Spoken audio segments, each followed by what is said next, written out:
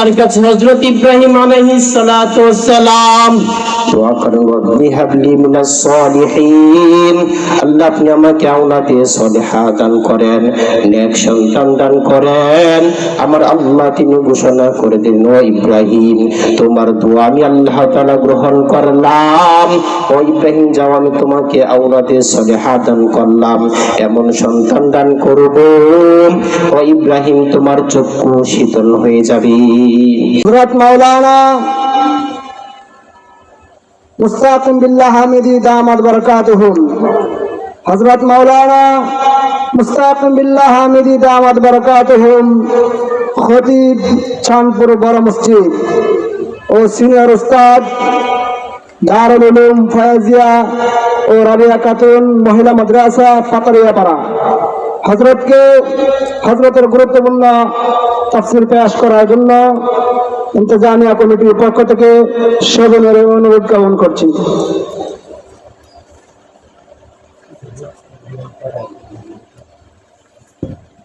আসসালামু আলাইকুম ওয়া রাহমাতুল্লাহি ওয়া বারাকাতুহু।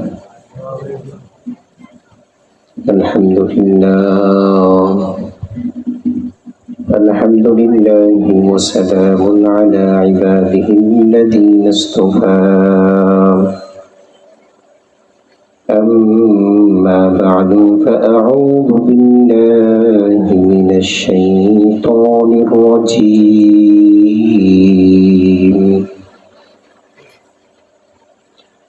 بسم الله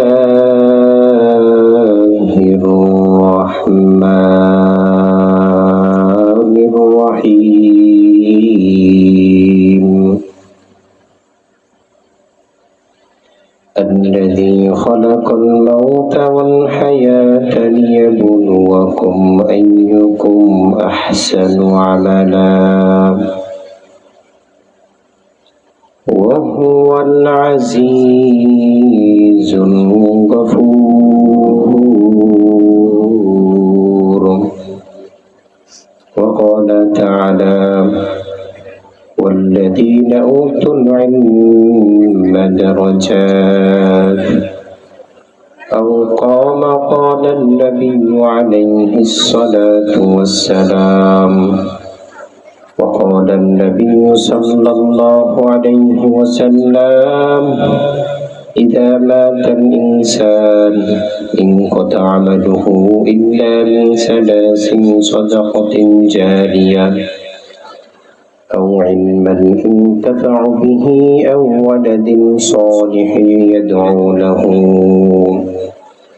أو قام قال النبي عليه الصلاة والسلام.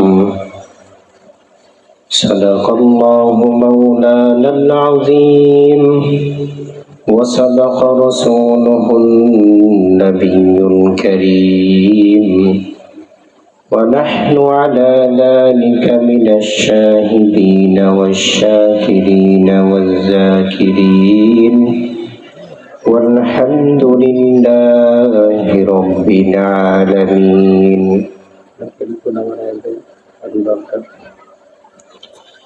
निगाह मोमिन से तो बदल जाती है तकदीर. निगाह मोमिन से तो बदल जाती है तकदीर. ए बंदा की कुव्वत नहीं कुदरत का इशारा.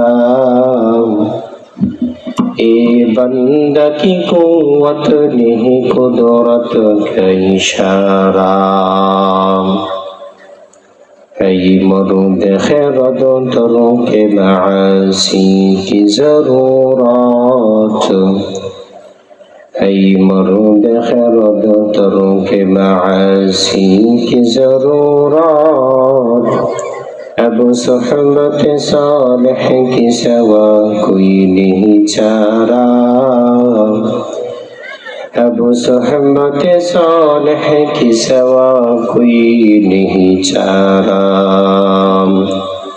আলহামদুলিল্লাহ। সম্মানিত সভাপতি, উপস্থিত সম্মানিত সভাপতি, মুআজ্জাজ মুকাররম জাতির মাতার মকুর ওয়ারাসাতুল আম্বিয়া হযরত ওলামায়ে কেরাম, সমাপনী সংগত দিন ইসলাম প্রিয় দিনদার ইমানদার মুমিন মুসলিম ভাইরা, বুড়া বাবারা, যুবক ভাইয়েরা, বিশ্বজগতের মালিক বিশ্বপতি বালকের দরবারে কার মতো শুকুর যে মহানপুর আলামিন আল্লাহ তাআলা আমাদেরকে দয়া করে মেহেরবানি করে মায়া করে জামিয়াত আহলে সুফা কওমি মহিলা মাদ্রাসা উদ্যোগে তৃতীয় বার্ষিক ইজতেমা সম্মেলনে উপস্থিত হওয়ার তৌফিক দান করেছেন। এই জন্য সকলে বলি আলহামদুলিল্লাহ।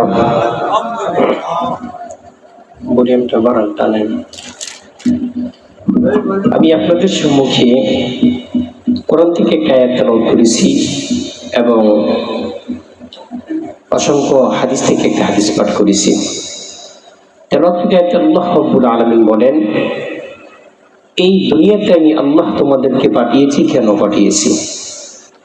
এর উদ্দেশ্য করে আল্লাহ তাআলা বলতেছেন কেন পাঠিয়েছি বিষয়টা বুঝো। আল্লাহ রাব্বুল আলামিন বলতেছেন, আইয়ুকুম আহসানু আমালা, আমি আল্লাহ রাব্বুল আলামিন দেখতে চাই এই জমিনে আমার কোন কোন বান্দারা উত্তম আমল করবে। এই উত্তম আমলের পরীক্ষার জন্যই আমি আল্লাহ তাআলা তোমাদেরকে জমিনে পাঠাইলাম। উত্তম আমলের ব্যাখ্যা নবীজি সাল্লাল্লাহু আলাইহি ওয়াসাল্লাম তিনি হাদিসে দিয়েছেন। وقال النبي صلى الله عليه وسلم إذا مات الإنسان انقطع عمله إلا من ثلاث صدقة جارية। নবীজি সাল্লাল্লাহু আলাইহি ওয়াসাল্লাম তিনটা ব্যাখ্যা দিয়েছেন উত্তম আমলের। এমন তিনটা আমলের ব্যাখ্যা দিয়েছেন যে তিনটা আমল যদি আমি জমিনে করে যেতে পারি, আমি থাকবো কবরে, ফলসিরাতে, মিজানে, হাসরের কঠিন মুহূর্তে। এই মুহূর্তে গুলাতে আমার এই তিনটা আমল বড় কাজে আসবে। কয়টা আমল? তিনটা আমল। এই তিনটা আমল একটা গুরুত্বপূর্ণ আমল। বান্দার সমস্ত আমল বন্ধ হয়ে যাবে, কিন্তু নবীজি সাল্লাল্লাহু আলাইহি ওয়াসাল্লাম বলেন এই তিনটা আমল বন্ধ হবে না। এক নম্বর সদকায়ে জারিয়া, দুই নম্বর উপকৃত আলেম, তিন নম্বর হচ্ছে আওলাদে সালেহা, নেক সন্তান। এই সদকায়ে জারিয়া এটা কি? ওই যে হাওড়া এলাকাতে মানুষ কত কষ্ট সহ্য করে, আপনি একটা টিউবওয়েলের ব্যবস্থা করে দিলেন পানির জন্য, অথবা একটা মাদ্রাসা আপনি আবাদ করলেন, মাদ্রাসা প্রতিষ্ঠিত করে দিলেন, বলে এই মাদ্রাসা কিয়ামত পর্যন্ত থাকবে। ও বান্দা তুমি কবরে থাকবা, তুমি কবরে থাকবা। ও বান্দা সমস্ত আমল বন্ধ হয়ে যেতে পারে, কিন্তু এই সদকায়ে জারিয়ার আমল বান্দা বন্ধ হবে না। দুই নম্বরে বলতেছেন আও ইলমান ইনতাফাউ বিহি, যে উপকৃত আলেম। আপনাকে আল্লাহ তাআলা বিদ্যা দান করেছেন, আলেমের মর্যাদা দান করেছেন।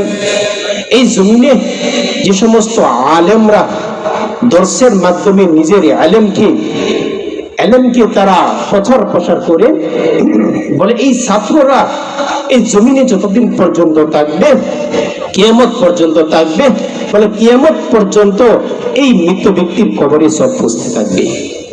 অথবা আপনি এই আলেমটাকে লেখালেখির মাধ্যমে প্রচার প্রসার করে এলেন, এর নবীর আশিক উম্মতের দল। তিন নম্বরে নবীজি সাল্লাল্লাহু আলাইহি ওয়াসাল্লাম বলেন আওয়ালাদিন সালিহিন ইয়াদউ লাহু, আওলাদে সালেহা, নেক সন্তান। ও বান্দা তুমি জমিনে নেক সন্তান রেখে যাইবা। ও বান্দা তুমি কবরে থাকবা, ফলসিরাতে থাকবা, মিজানে থাকবা।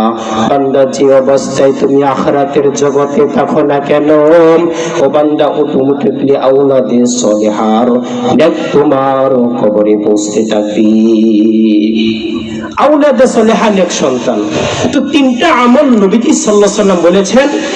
এক নম্বর হচ্ছে সদকায়ে জারিয়া, দুই নম্বর হচ্ছে উপকৃত আলেম, তিন নম্বর আওলাদে সালেহা মানে নেক সন্তান। এবার সন্তানকে যদি আওলাদে সালেহা বানাতে হয়, এক নম্বর হচ্ছে দোয়া, দ্বিতীয় নম্বর হচ্ছে দাওয়া। এক নম্বর আল্লাহর কাছে দোয়া করতে হবে, আল্লাহ আপনি আমাকে একটা আওলাদে সালেহা দান করেন। হযরত ইব্রাহিম আলাইহিস সালাতু ওয়াস সালাম তার দীর্ঘদিন যাবত কোনো সন্তানাদি হয় না। এক নম্বর আওলাদে সালেহা পেতে হলে দোয়া। কি করতে হবে? স্বামী স্ত্রী আমরা যারা আছি, সন্তান আমাদের গর্ভে আসবে, আমরা দোয়ার মাধ্যমে সন্তানকে আনবো। দুই নম্বর দাওয়া মানে চেষ্টা। সন্তানকে যে আওলাদে সলেহা বানাবো চেষ্টার মাধ্যমে বানাবো। বলে চেষ্টাটা কেমন হতে হবে? বলে শিক্ষার অবস্থায়, শিক্ষার হালতে হতে হবে। আজ বিশ্বে যেদিকে তাকাই শিক্ষার লাইনঘাট হচ্ছে দুইটা। কয়টা? এক হচ্ছে জেনারেল, আর এক হচ্ছে আরবি, অর্থাৎ আরবি লাইনে পড়াশোনা করা। এই জমিনে দুইটা শিক্ষা চালু আছে। বলে এই দুইটা শিক্ষা, এক হচ্ছে জেনারেল শিক্ষা, আর এক হচ্ছে মাদ্রাসার শিক্ষা। এই দুইটা শিক্ষাই পৃথিবীতে আপনার চালু আছে, যে প্রান্তে আপনি যান না কেন। এই দুইটা শিক্ষার মধ্যে কোন শিক্ষাটা উত্তম সেটা আপনার বুঝতে হবে। বলে কোন শিক্ষাটা উত্তম? বলে মাদ্রাসায় যে শিক্ষাটা দেওয়া হয় এটাই উত্তম। এটা আমি মুস্তাকিমুল্লাহ হামিদের কথা না, নবীজি সাল্লাল্লাহু আলাইহি ওয়াসাল্লাম তিনি স্বয়ং বলেন। وقال النبي صلى الله عليه وسلم خيركم من تعلم القرآن وعلمه। যে কোরআন শিক্ষা করলো অথবা আলেম হলো, হাফেজ হলো, এই অনুযায়ী বান্দা আমল করে, বলে তারাই হচ্ছেন এই জমিনের সর্বশ্রেষ্ঠ সন্তান, তারাই দামি সন্তান জমিনে। বলে তাদের মর্যাদা কেমন? বলে তারা জমিনে চলতেছে, জমিনে হাঁটতেছে। বলে জমিনে হাঁটে না, এ বান্দা জমিনে চলে না, বলে ফেরেশতাদের নূরের পাকার উপর দিয়ে তার চলতেছে। শুধু তাই নাই, এদের মর্যাদা বলে এইখানেই শেষ না। বলে হাসরের কঠিন ময়দানে আল্লাহ রাব্বুল আলামিন আদেশ দিবেন, একটু ওয়ারতাকি ওয়ারাতিন কামা কুনতা তুরাতিন ফিদ দুনিয়া। পড়ো আর ছড়ো। বলে কোথায় পড়বা, কোথায় ছড়বা? বলে চলতে চলতে এমন অবস্থায় যাবে, ফাইন্না মানজিলাকা ইনদা আখিরিন আয়াতিন তাকরুহা। পড়তে পড়তে ও বান্দা তোমার যেখানে শেষ হবে এখানেই তোমার অবস্থান হবে। এইতে এদের মর্যাদা কত! দুনিয়াতেও আল্লাহ তাআলা মর্যাদা দিয়েছেন, আখিরাতেও দিবেন। দুনিয়াতে তাদের পায়ের নূরের নিচে, পায়ের নিচে নূরের পাখা বিছিয়ে দেয়, আখিরাতে তাদেরকে জান্নাতের সর্বোত্তম স্থান তাদেরকে দিবেন। কোন শিক্ষা? কোরআনের শিক্ষা। আজ বলি এই কোরআনের শিক্ষা দিয়ে কি হবে? সন্তানকে আলেম বানিয়ে কি হবে? সন্তানটা জঙ্গি হবে, মাস্তান হবে, সন্ত্রাসী হবে। তাহলে খাবে কি, পড়বে কি? এরকম অজুহাত দেখে আমি বলতে চাই, আমরা বলে থাকি যে এই পৃথিবী টিকে আছে একমাত্র ব্যবসায়ীদের কারণেই, এই পৃথিবী টিকে আছেন কৃষকদের কারণেই, এই পৃথিবী আছে ডাক্তারদের কারণে টিকে আছেন। আমি বলতে চাই এই পৃথিবীতে তোমাদের কারণে পৃথিবীটা টিকে আছে নাই, এই পৃথিবীটা একমাত্র আল্লাহর জিকিরের মাধ্যমেই টিকে আছে। আল্লাহ রাব্বুল আলামিন বলেন, আফদালুল যিকরি তিলাওয়াতুল কুরআন। সবচেয়ে উত্তম দামি জিকির হচ্ছে কোরআনের তেলাওয়াত। এই কোরআনের তেলাওয়াতের কারণে আল্লাহ তাআলা জমিনকে টিকিয়ে রাখছে, ঠিক না বেঠিক? এই কোরআনের কারণে। আজ এই কোরআনকে যদি শিখে আলেম হয়, মানে সমাজের বোঝা, মানে জঙ্গিবাদী, সন্ত্রাসীবাদী, এরকম নানা রকম কথা বলে মানে আঘাত দেওয়া, কষ্ট দেওয়া হয়। তুমি বলতেছেন ওলামায়ে কেরাম, তলেবে ইলমদেরকে লক্ষ্য করে বলতে চাই, তোমাদেরকে যখন জঙ্গিবাদী বলে সমাজের বোঝা মনে করে, হাওয়া মনে করে, তুচ্ছ মনে করে, তোমরা মনে কষ্ট নিবা না। কারণ তোমাদের মর্যাদা হচ্ছে হীরার চেয়েও দামি, হীরার চেয়েও দামি তোমাদের মর্যাদা। মানে তলেবে আলেম, আলেমের মর্যাদা কেমন? আমাদের একজন বুজুর্গ ছিলেন হযরত আশরাফ আলী তানভীর রাহিমাহুল্লাহ, তিনি আল ইকবাহ একটা কিতাবে তিনি একটা ঘটনা বর্ণনা করেছেন যে এক ছাত্র গুলিস্তা কিতাব পড়াতেন। কিতাবটা কিন্তু অনেক মূল্যবান কিতাব, তাই না হুজুর? একটা মহামূল্যবান কিতাব গুলিস্তা পড়াতেন। তো ছাত্রদেরকে বোঝানোর লক্ষ্যে যখন এক একটা অধ্যায় পড়াতেন, একটা পৃষ্ঠা পড়াতেন, তো বোঝানোর লক্ষ্যে তিনি উদাহরণ দিয়ে দিয়ে পড়াতেন। বলতেন এই পৃষ্ঠাকে পড়ার মূল্য হচ্ছে 1 লক্ষ টাকা, ওই পৃষ্ঠার মূল্য হচ্ছে 50,000 টাকা, এই অধ্যায়ের দাম হচ্ছে 2 লক্ষ টাকা। এরকম উদাহরণ দিয়ে দিয়ে পড়াতেন। তো ক্লাসের মধ্যে একজন ছাত্র ছিলেন, একটু বুঝবুদ্ধি কম, সে ভাবতো আমি এই পড়াটা যদি বাজারে নিয়ে যাই অবশ্যই আমি 1 লক্ষ টাকা বিক্রি করতে পারবো। তো সে একদিন বাড়িতে যাওয়ার পথে তার পায়ের জুতা ছিঁড়ে যায়। এবার এই জুতাকে নিয়ে মুচির নিকট যাই, মুচিকে বলেন ভাই জুতাটা আপনি সেলাই করে দেন। তো সেলাই করে দিলেন। অবশেষে মুচিওয়ালা 2 টাকা চাই। ওই ছাত্র বলতেছে আমার কাছে 2 টাকা নাই। ও বাবা 2 টাকা নাই, তবে আমি একটা পড়া শুনিয়ে দিই, এই পড়াটা আপনি নিয়ে যান, এই জুতাটা আমাকে দিয়ে দেন। ওই ছাত্র একটা পড়া শিখিয়ে দিলেন। আর মুসিওয়ালা বলতেছেন তুমি আমার সঙ্গে ফাইজলামি করিতেছ, এটা কি শুনাইতেছ, যাও যাও 2 টাকা দাও, না হয় তোমার জুতা ফিরে পাবে না। এবার ছাত্র মনোপন্ন হয়ে মন খারাপ করে সে উস্তাদের নিকট চলে যায়, সন্দেহে পড়ে গেলেন। উস্তাদ যে বলেছে এই পৃষ্ঠাটা পড়াটার মূল্য 1 লক্ষ টাকা, তিনি কি সত্য বলেছেন? উস্তাদকে জিজ্ঞাসা করতেছেন, হযরত আপনি যে বলেছেন এই পড়ার মূল্য 50,000 টাকা, 1 লক্ষ টাকা, এই পড়াটা তো মুসিওয়ালা গ্রহণ করে না। উস্তাদ বুঝতে পারলেন ছাত্রটা কত পানির মাছ। এবার ছাত্রকে বোঝানোর লক্ষ্যে উস্তাদের আলমারি থেকে একটা হীরার টুকরা বের করে বলতেছেন, যাও এটা তুমি মুসিওয়ালাকে দিয়ে আসো। মুসিওয়ালার কাছে নিয়ে গেলেন। মুসিওয়ালা হাতে নিয়ে বলতেছেন, তুমি এটা কি এনেছো? দূরে নিক্ষেপ করে ফেলে দিলেন। অন্তত একটা পাথর এনে দিতে পারতাম, এর মাধ্যমে আমি জুতা রেখে ফেরেক মেরে আমি কাজ করতে পারতাম। কি এনেছে এটা? এবার ছাত্রটা মনে মনে বলে, বুঝলাম না এটা কি এনেছি। এবার হীরাটা নিয়ে উস্তাদের নিকট চলে গেলেন। উস্তাদ বলতেছেন, এদিকে আসো, এটা এবার তুমি স্বর্ণকারের দোকানে নিয়ে যাও। এবার এটা তুমি স্বর্ণকারের দোকানে নিয়ে যাবে, দামাদামি করবে, তবে এটা বিক্রি করবা না। তো ছাত্র দামাদামি করলেন, 50,000 টাকা এটা বিক্রি করবো। বলেন না, মানে আর আরো বেশি মূল্য দামে আমি বিক্রি করবো। তো দোকানদারের কাছে চলে গেলেন, বলতেছে, ভাই এটা বিক্রি করতে এনেছি, কত টাকা দিবেন? বলে 50,000। বলেন না, 1 লক্ষ টাকা দিতে হবে। ওই স্বর্ণকার বলে, ঠিক আছে 1 লক্ষ টাকা দিব। 1 লক্ষ টাকা দিব। এবার ছাত্র বলতেছেন, আমি আরেকটু ভালোভাবে আমার উস্তাদের নিকট থেকে আমি বুঝে আসি। এবার ছাত্র উস্তাদকে বলতেছেন, উস্তাদ এটার মূল্য তো 1 লক্ষ টাকা হয়েছে। উস্তাদ বলতেছেন, কিছু বুঝতে পেরেছ? কদরে বুলবুল বদানত ইয়া বদানত শাহপুরি, কদরে জওহর শাহ বদানত ইয়া বদানত জওহরি। ও ছাত্র, বলে ফুলের মর্ম রাজা বাদশা বুঝে, আর হীরা মুক্তার মর্ম মর্যাদা বুঝে। হীরার মর্ম মর্যাদা বুঝে রাজা বাদশাহ, আর জওহার বলে ফুলের মর্ম বুঝে বুলবুল পাখি, আর বুঝে শাহপুরি। ঠিক তদ্রূপ এরকম মুছি মার্কা লোকেরা তোমাদের মর্ম মর্যাদা, হীরার মর্ম মর্যাদা তারা কি করে বুঝবে? তাই তো এই বাংলার জমিনে আলেমদেরকে সবচেয়ে নিচু মনে করা হয়, কারণ তারা অজ্ঞ মূর্খ। আলেমের মর্ম মর্যাদা কি, হীরার মর্ম মর্যাদা কি, এই বাংলার জমিনে মুছি মার্কা লোকেরা কি বুঝবে? ঠিক না বেঠিক? তাই মুহতারাম হাজিরিন, বলতেছিলাম সন্তানকে মাদ্রাসায় পড়াবেন। কোথায়? 1 নম্বর হচ্ছে দোয়া, 2 নম্বর হচ্ছে দাওয়া, চেষ্টা। তো কোন শিক্ষা দিতে হবে? মাদ্রাসার শিক্ষার মাধ্যমে সন্তানকে আলেম আলেমা বানাতে যদি পারি, আমার সন্তান আওলাদে সলেহা হবে, আমার সন্তান এই জমিনে থাকবে, আর অটোমেটিকলি আল্লাহ তাআলা আপনার আমার কবরে আওলাদে সলেহার বিনিময় সব পৌঁছে দিবেন। দিবেন।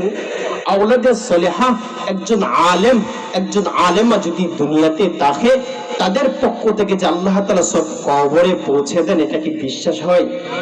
বিশ্বাস হয় বাবারা? যদি বিশ্বাস না, একটা ঘটনা ছোট করে বলি। আমাদের একজন শাইখ ছিলেন, শেখ জাকারিয়া কান্দলভি, কুতুবুল আকতাব, হাদিসুল আকবার, যিনি অনেক কিতাব লিখেছেন। তিনি একটা ছোট করে একটা ঘটনা বর্ণনা করেছেন যে আওলাদে সলেহা এই জমিনে থাকে, তবুও তাদের সব পিতামাতার কবরে চলে যায়। শাইখ জাকারিয়া কান্দলভি তিনি ঘটনা বর্ণনা করতেছেন যে তার এলাকাতে একজন ব্যক্তি থাকতেন, একজন আলেম, বড় বুজুর্গ। সে প্রতিনিয়ত একটা আমল করতেন। কি আমল?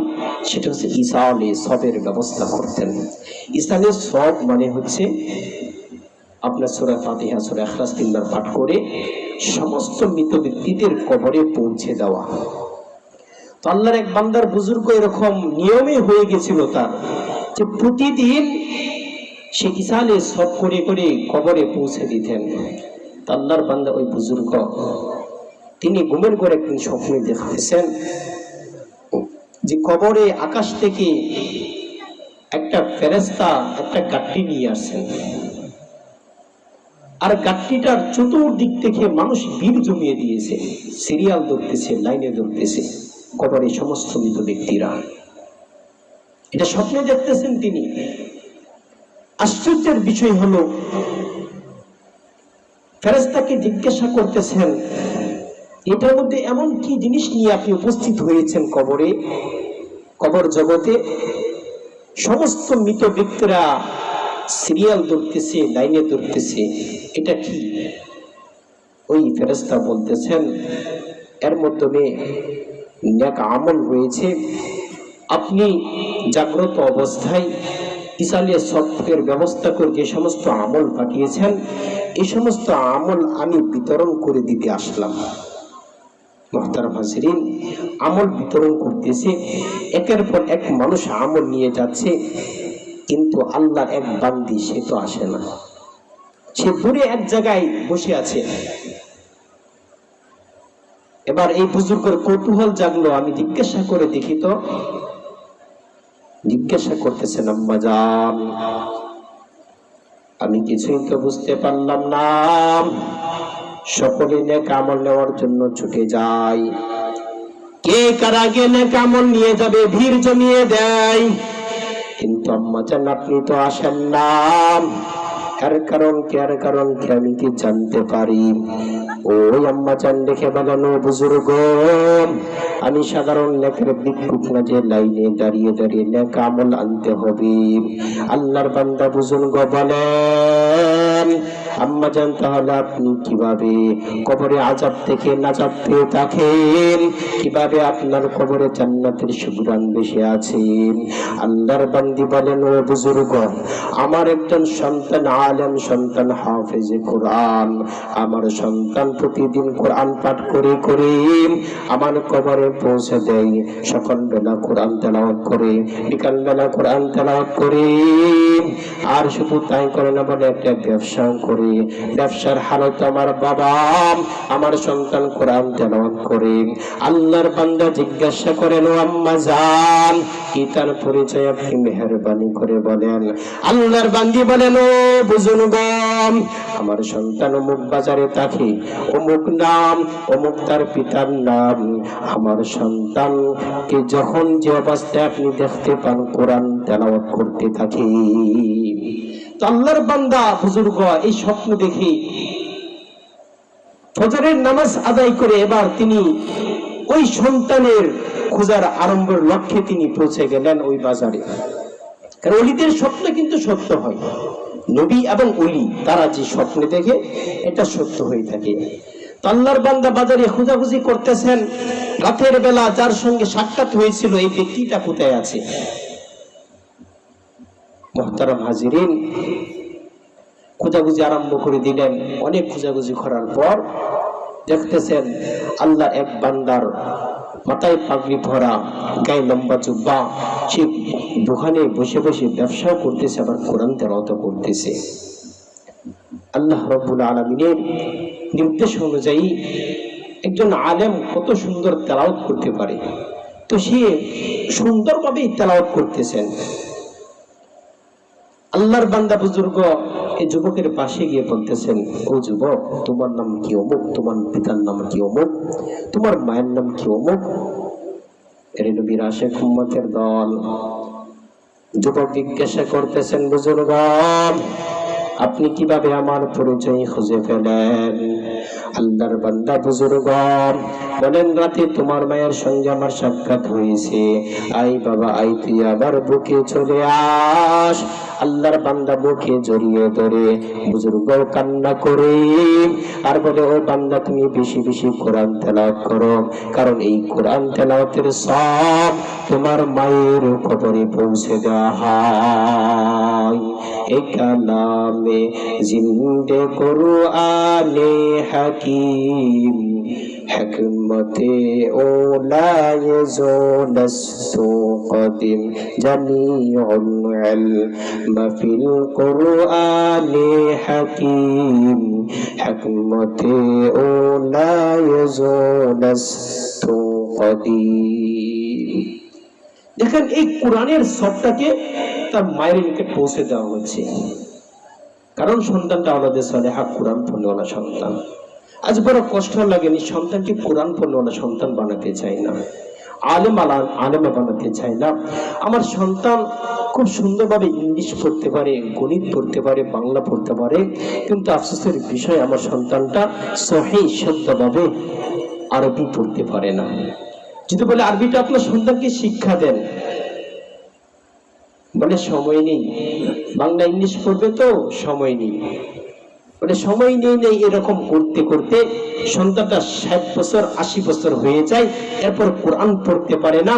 আর কোরআন না পড়ার কারণেই অবশেষে দেখা যায় তার নামাজটা হয় না। নামাজ হয় না কারণ সূরা ফাতিহা সহিহ শুদ্ধভাবে পড়তে হবে, এটা ফরজ, পড়তে হবে। বলে তাশাহুদ সে পড়তে পারে না, দুরূদ শরীফ পড়তে পারে না, দোয়া সূরা পড়তে পারে না। নামাজ পড়তেছি, যেগুলো ওয়াজিব বিষয়গুলো পড়তে পারি না। দুনিয়ার সব কিছু বুঝতে পারতেছি, পড়তে পারতেছি, কিন্তু আমি এদিকে এসে যদি বলি বাবা আপনি তাশাহুদটা পড়েন, দুরূদ শরীফটা পড়েন, দোয়া সূরা পড়েন, দোয়া কুনুত পড়েন, পারে না। আপনার কি বিশ্বাস হয় এগুলো না পড়লে নামাজ হবে? বলেন হবে না। কারণ পর্যাপ্ত পরিমাণে আলেম শিক্ষা করে, এটা ফরজ, এটা ফরজ, শিখতে হবে। তো কোরআনের জ্ঞান শিখতে হবে। তো মুহতারাম হাজিরিন, এই কোরআনকে বেশি বেশি মহাব্বত করতে হবে। তো বলতেছিলাম এই জমিনে এমন 3টা আমল আছে, বান্দা তুমি কবরে থাকবা, এরপরে আল্লাহ তাআলা তোমার কবরে অটোমেটিক্যালি সব পৌঁছে দিবেন। 1 নম্বর সদকা জারিয়া, 2 নম্বর উপকৃত ইলম, 3 নম্বর আওলাদে সালেহা। তো বলতেছিলাম ওই যে ঘটনাটা, যে আল্লাহর বান্দা বুজুর্গ বাজারে সাক্ষাৎ হয়েছেন, দেখা করেছেন আর দোয়া দিয়েছেন বেশি বেশি কোরআন তেলাওয়াত করো। এর নবীর আশিক উম্মতের দল, দুইজনের সাক্ষাৎ হওয়ার পর দুইজনে তাদের বাড়িতে চলে যায়। অনেকদিন পর আল্লাহর বান্দা বুজুর্গ আবার স্বপ্নে দেখতেছেন আসমান থেকে একটা ফেরেশতা কবরে এসে নেক আমল বিতরণ করতেছে, আর সকলে নেক আমল আনার জন্য ছুটে আসতেছে।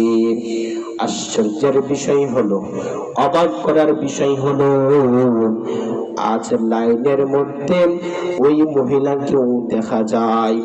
ওই বুজুর্গ আশ্চর্য হয়ে ওই আম্মা জানকে জিজ্ঞাসা করেন, আম্মা জান ব্যাপার কি? আমি বুঝতে পারলাম না, আজ আপনি লাইনে দাঁড়িয়ে আছেন। আম্মা জান চোখের পানি ফেলে ফেলে কান্না করে বলতেছেন, ও বুজুর্গ, আমার কোরআন পড়নেওয়ালা যে সন্তান রেখে আসলাম, যে সন্তানটা প্রতিদিনই পড়তেন আলহামদুলিল্লাহি রাব্বিল আলামিন আর রহমানির রহিম মালিকি ইয়াউমিদ্দিন ইয়্যাকা না'বুদু ওয়া ইয়্যাকা নাস্তাঈন ইহদিনাস সিরাতাল মুস্তাকিম সিরাতাল লাযীনা আন'আমতা আলাইহিম গায়রিল মাগদুবি আলাইহিম ওয়ালাদ-দাল্লিন। ও আল্লাহর বান্দা বুজুর্গ, আমার সন্তান এভাবে কোরআন পড়ি আমার কবরে সব পৌঁছে দিতেন, কিন্তু ও আল্লাহর বান্দা বুজুর্গ, আজ কয়েকদিন যাবত ধরে আমার কবরে কোনো নেক আমল আসে না। এর কারণ হলো আমার এই কোরআনের হাফেজ সন্তান, আমার আলেম সন্তান দুনিয়াতে নাই। আল্লাহর ডাকে সারা দিয়ে কবর জগতে চলে আসেন। এরে আব্বা জান, যুবকরা বলতে চাই, ও পর্দার আম্মা জান, কয়দিন তুমি এই জমিনে বেঁচে থাকবা? কয়দিনের জীবন বলো, কয়দিনের জীবন? একটা সন্তানকে যদি আলেমা বানাইতে পারো, ওই সন্তান তোমার দুনিয়াতেও কাজে আসবে, আখিরাতেও কাজে আসবে। মানে দুনিয়াতে কেমন, তোমার একজন সন্তানকে যদি আলেম বানাইতে পারো, ওই সন্তান ও আম্মা জান যখন লাশ হয়ে কবরে চলে চলে যাব, লাশ হয়ে যখন আমি বিছানায় পড়ে যাব, আমার সন্তান এই লাশটাকে নিয়ে জানাজার সামনে হাজির হইয়া হাজার হাজার মানুষের সামনে জানাজা পড়াইয়া নিজের কাঁধে খাডুল্লাটা নিয়া কবরে চলে যাবে। কবরে যাওয়ার পর দাফন কাফন করে সকলে যখন ফিরে আসবে, কিন্তু তোমার ওই আলেম সন্তান, তোমার ওই হাফেজ সন্তান ফিরে আসবে না। তোমার সন্তান সকাল বিকাল সর্বাবস্থায় কোরআন তেলাওয়াত করবেন, হাদিসের কিতাব পাঠ করে করে তোমার কবরে পৌঁছে দিব। ও আব্বা জানেরা, বলতে চাই কয়দিন বেঁচে থাকবো? এখন যদি আমি মরিয়া যাই, আমার চোখ থেকে চশমাটা খুলে ফেলবে, জামাটা খুলে ফেলবে, আমাকে উলঙ্গ বানাইয়া সাদা কাফন পরাইয়া কবরে নিয়ে যাবে। কিন্তু যদি এই তিনটা আমল করতে পারি, নবীজি বলেন, 1 নম্বর হলো সদকায়ে জারিয়া, 2 নম্বর হলো প্রকৃত আলেম, 3 নম্বর হলো আওলাদে সালেহা। বলে 3টা আমল করে যাইবা, ও বান্দা তুমি কবরে থাকবা, যে অবস্থায় থাকো না কেন, অটোমেটিকলি আমার আল্লাহ তোমার কবরে সব পৌঁছে দিবে। তো আমি শুরুতে আলোচনাতে বলছিলাম, এই জমিনে আল্লাহ তাআলা কেন আমাদেরকে পাঠিয়েছেন, যে আইয়ুকুম আহসানু আমালা। আমার আল্লাহ বলেন, আমি দেখতে চাই এই জমিনে কোন কোন বান্দারা উত্তম আমল করবে। উত্তম আমল, এই উত্তম আমলের পরীক্ষার জন্য আল্লাহ তাআলা আমাদেরকে পাঠিয়েছেন। উত্তম আমলের ব্যাখ্যা নবীজি সাল্লাল্লাহু আলাইহি ওয়াসাল্লাম তিনি বলেছেন, ইদা মাতাল ইনসান ইনকাতা আমালুহু ইল্লা মিন সালাসিন সাদাকাতিন জারিয়া আও ইলমান ইনতাফাউ বিহি আও ওয়ালাদিন সালিহিন ইয়াদউ লাহু। এই 3টা আমল, এই 3টা আমল আল্লাহ তাআলা আমাদের সবাইকে করার তৌফিক দান করেন। এই 3টা আমল মাধ্যমে আমি যদি, এই যে মাদ্রাসা করেছেন, কত সুন্দর মাদ্রাসা করেছেন, জামিয়াতুল আহলি সুফা, আমি আমার সাধ্য অনুযায়ী সদকা জারিয়া মাদ্রাসায় দিয়ে দিব। এটা কি পারবো না বলেন বাবাজিরা? যে যেমন পারি আমি আমার সাধ্য অনুযায়ী আমি চেষ্টা করবো সদকা জারিয়া এখানে দেওয়ার জন্য। আমার সন্তান আছে, সন্তানকে আমাদের সলেহা বানানোর জন্য, সন্তানকে আলেমে বানা সুফা কমি মাদ্রাসায় আমি দিয়ে দেব। দেখবেন দুনিয়াতেও কাজে আসবে, আখিরাতেও কাজে আসবে। আল্লাহ তাআলা আমাদের সবাইকে এই সংক্ষিপ্ত আলোচনার প্রতি এই 3টা আমল করে কবরে যাওয়ার তৌফিক দান করেন। সকলে 3টা আমল করবেন তো বলেন, যে সদকা জারিয়া করব, যে উপকৃত আলেম প্রচার প্রসার করব, এবং এই সন্তানকে আলেমা বানাবো। আল্লাহ তাআলা আমাদের সবাইকে এই সংক্ষিপ্ত আলোচনার প্রতি আমল করার তৌফিক দান করেন। ওয়া আখিরু দাওয়ানা আলহামদুলিল্লাহি রাব্বিল আলামিন।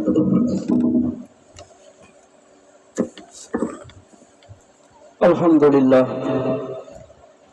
মুহতারাম হাজিরিন, চমৎকার নসিহত করতেছিলেন হযরত মাওলানা মুস্তাকিম বিল্লাহ হামিদি সাহেব। আল্লাহ পাক হযরতের হায়াতের মধ্যে দাজা দান